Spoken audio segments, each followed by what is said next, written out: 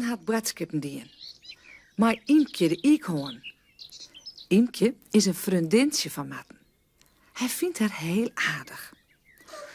Ze puffen en ze blazen. Ze zwier binnen de tossen met boodskappen. Eindelijk ben we thuis, Imke. Mijn poortje die binnen wordt 2 keer zo lang worden van dat toosje. Zullen we het woord maar gauw uitpakken? Ja, maar Imke vindt het best.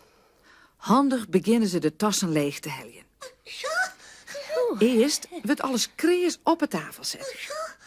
Suiker, malken, een lekker stukje cheese, een poetsje ekelzuurtjes voor haar Imke, lekker. een pak vermicelje, Ja. prei, sapgriënten en nog volle meer. Wat ben ik nou würdig, Imke. Wat ga ik eens zien aan eten? Doe ik? Ja, Matten, mijn buikje rattelt ervan. Wat zullen we eten? Ik had zo zin in een sap, Imke. Een lekkere griete sap. Maar wel 100 balsjes erin. Oh ja! Dat liep het Imke wel lekker, hè? Matten krijgt de sappan uit het onrechtwaai en dochter wet erin. Dan moet het gas ondersteunen worden. Ja, voorzichtig, Heel ja. voorzichtig steekt Matten het vuur aan. En hij skofke wordt het wetter heet. De ree komt er al aan. Ja, Matten, alle bobbeltjes in het wet. Wat doen we nou? Smiet de vermicelli er maar in, Imke. Dan pak ik de sapgriënten voor. Ja. Wat roept dat sop al lekker. Imke hing het maar de noos boven de pannen. Ze snuurt en snuurt. Wie het sop maar kleer. Dan koer ze wat pruwen van al dat lekkers. Maar het sop is nog net kleer. De baltjes met de drommers nog in. Waar ben de baltjes, Matten? Oh, Imke, wat ben ik een grote onkoel. Ik had heel dat vergeten, de hakte kipje. Nou, Ja. Matten zet gauw het gas wat leger en draaft ze hut als er kind naar de winkel om gehakt te heljen.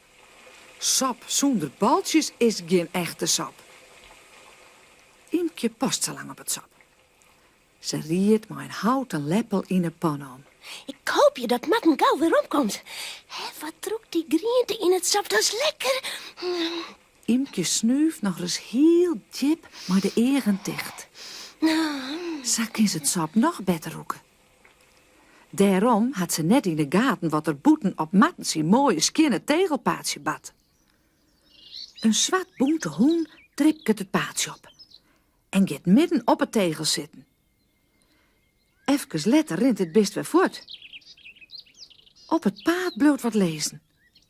En het luide nieuws krijgt nog net. Het is bruin en week en het roekt net zo fris. Daar is Mattenekkel weer. Hastig rent er het paadje op. Balsje maatje van het sap. Hoe doe ik dat nou vergeten, stompie? Nou, gelukkig weer de winkel nog hier. Matten zucht net wat er op zijn paadje luidt. Hij roekt het net in. Zo hastig is het moeske.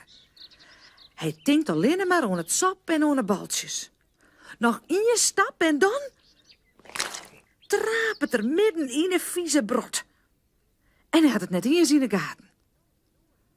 Hij docht de door iepen en stapt maar de smarge poorten op een motte en op een vlier. Hoe het verder gaat met de hoenenstront om Matten de Moes in poort, dat ken je me mooi zien.